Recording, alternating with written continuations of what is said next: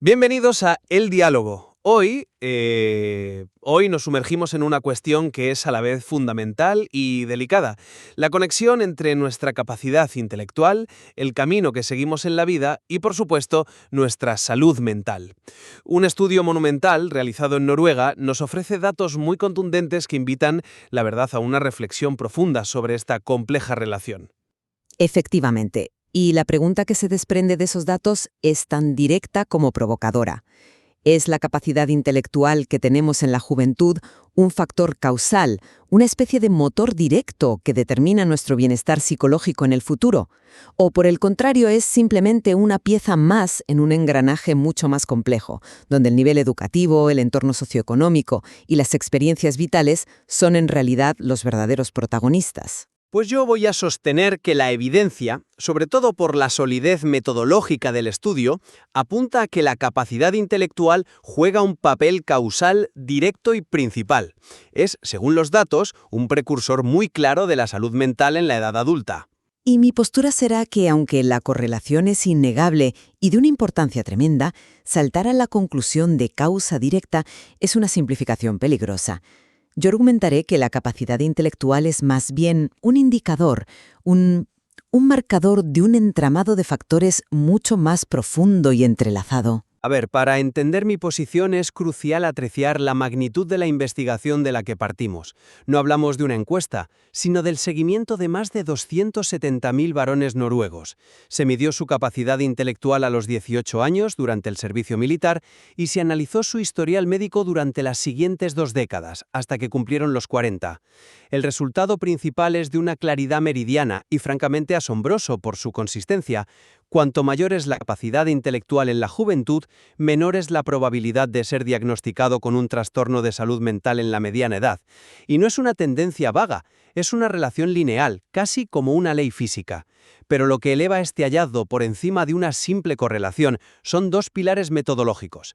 El primero, y para mí el más decisivo, es el diseño de comparación entre hermanos. Al analizar a hermanos que han crecido en el mismo hogar, con los mismos padres y en el mismo entorno socioeconómico, el resultado se mantiene. El hermano con mayor capacidad intelectual presenta sistemáticamente un menor riesgo. Esto es potentísimo porque anula, de un plumazo, la influencia del ambiente familiar compartido.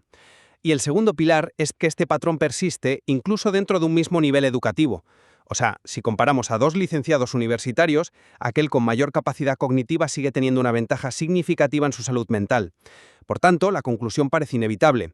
La capacidad intelectual no es solo un factor más, es un precursor causal con un peso específico y determinante, superior al de la educación o el contexto familiar. No voy a negar la solidez del estudio. El tamaño de la muestra es colosal, el seguimiento longitudinal es impecable y la fuerza de la correlación es, como bien dices, impresionante. Sería necio ignorar un hallazgo de esta magnitud. Mi discrepancia no está en los datos, sino en la interpretación, en ese salto conceptual que va de una predicción potente a una causa directa. Mi perspectiva es diferente. Pienso que la capacidad intelectual, tal y como se mide en un test, podría no ser el motor del mecanismo, sino más bien el indicador luminoso en el salpicadero de un coche. No es la causa del problema, sino la señal que nos alerta de un conjunto de procesos subyacentes. ¿De qué procesos hablo? Pues de habilidades que no se miden directamente en un test de inteligencia, como la capacidad para resolver problemas vitales complejos, la regulación emocional, la resiliencia ante la adversidad o la habilidad para planificar a largo plazo. De hecho, los propios autores del estudio abren la puerta a esta visión más compleja cuando proponen posibles mecanismos explicativos. Mencionan la gestión del estrés, las peores condiciones socioeconómicas a las que puede abocar una menor formación o una menor receptividad a los mensajes de salud pública. Fíjate que estos mecanismos no son consecuencias directas e inevitables de un número en un test. Son sistemas complejos que interactúan con el individuo y su entorno a lo largo de toda una vida. Por eso, creo que no estamos ante una calle de un solo sentido que va de la inteligencia a la salud mental, sino más bien ante un bucle de retroalimentación. Las dificultades vitales generan estrés, el estrés crónico consume nuestros recursos cognitivos y merma nuestra capacidad de afrontamiento. Y esto, a su vez, genera más dificultades. Es un círculo vicioso, no una simple relación de causa y efecto. Mencionas los mecanismos y la complejidad, y es un punto válido, pero creo que nos desvía de la contundencia de la evidencia más directa, la del estudio de hermanos. Volvamos ahí, porque para mí es el corazón del argumento causal. Este diseño es lo más parecido a un experimento natural que podemos encontrar en ciencias sociales. Aísla la variable de la capacidad intelectual de todo el ruido de fondo, el nivel de ingresos de los padres, el barrio en el que crecieron, la biblioteca que tenían en casa, todo eso queda controlado porque es común a ambos hermanos. Cuando, a pesar de compartir todo eso, observamos que el hermano con menor puntuación en el test cognitivo tiene una probabilidad significativamente mayor de desarrollar ansiedad o depresión, la conclusión es casi forzosa. El estudio nos está diciendo que el factor diferenciador clave no está fuera, en el entorno compartido, sino dentro del individuo, en esa capacidad cognitiva medida. Los autores no son tímidos al respecto, Afirman que esta metodología permite identificar relaciones de causa-efecto con un grado de certeza muy elevado para un estudio observacional. Es cierto que el control del entorno compartido es una de las grandes fortalezas del estudio. Neutraliza muchísimas variables y es metodológicamente elegante. Pero me pregunto si no estamos pasando por alto el otro lado de la moneda, el entorno no compartido. Porque las experiencias de dos hermanos, aunque vivan bajo el mismo techo, pueden ser como la noche y el día. Permíteme pintar un cuadro hipotético, pero creo muy plausible. Imaginemos a dos hermanos. Uno tiene una facilidad natural para los estudios, el otro no tanto. En casa, los padres, quizá con la mejor de las intenciones, dicen frases como «deja que tu hermano te ayude con los deberes» o «concéntrate más como tu hermano».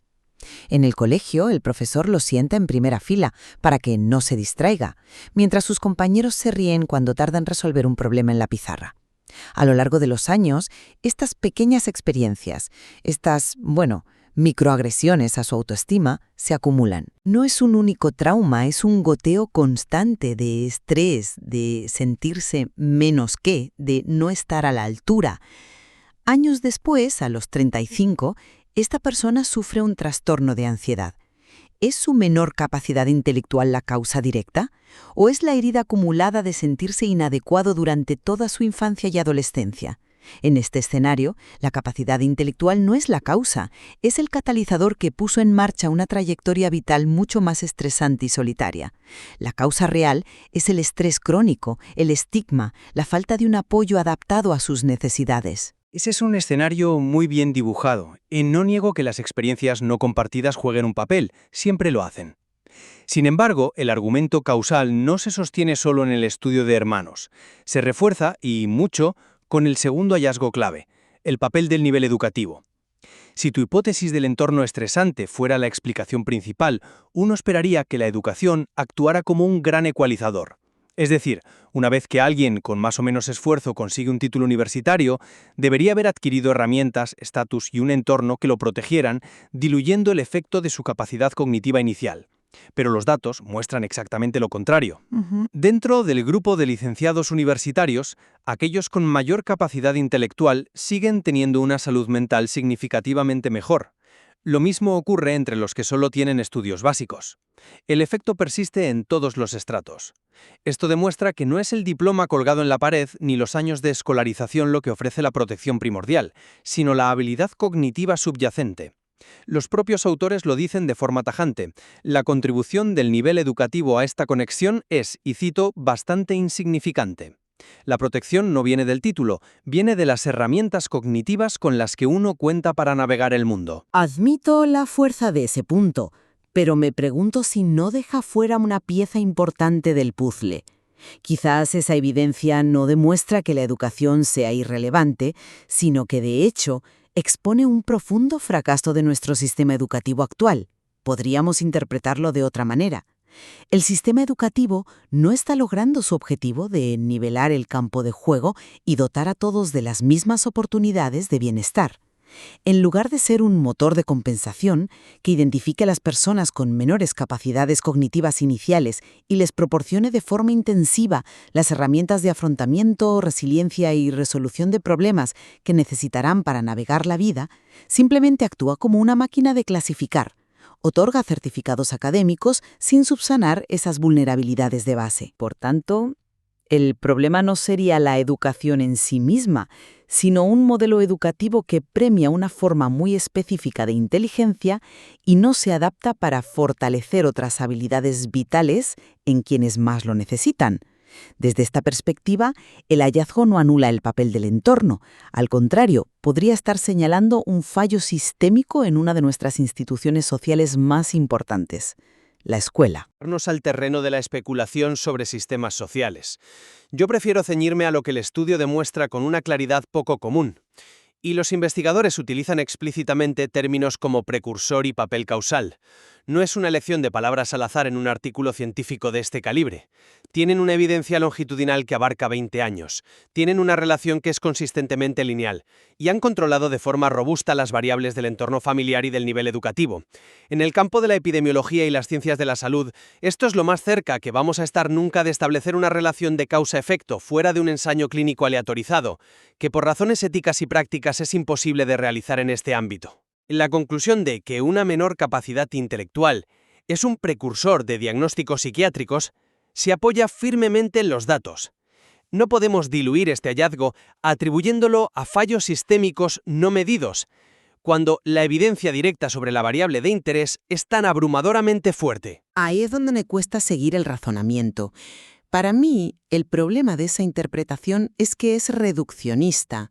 Fíjate de nuevo en las 3 posibles explicaciones que ofrecen los propios autores: peor gestión del estrés, peores condiciones socioeconómicas y menor sensibilidad a los mensajes de salud. Cada una de ellas es en sí misma un factor causal enormemente complejo y mediado socialmente. Entonces, ¿la causa última es la capacidad intelectual como un concepto abstracto? ¿O es el estrés crónico que resulta de vivir en un desajuste constante entre tus habilidades y las demandas de la sociedad? ¿Es la inteligencia?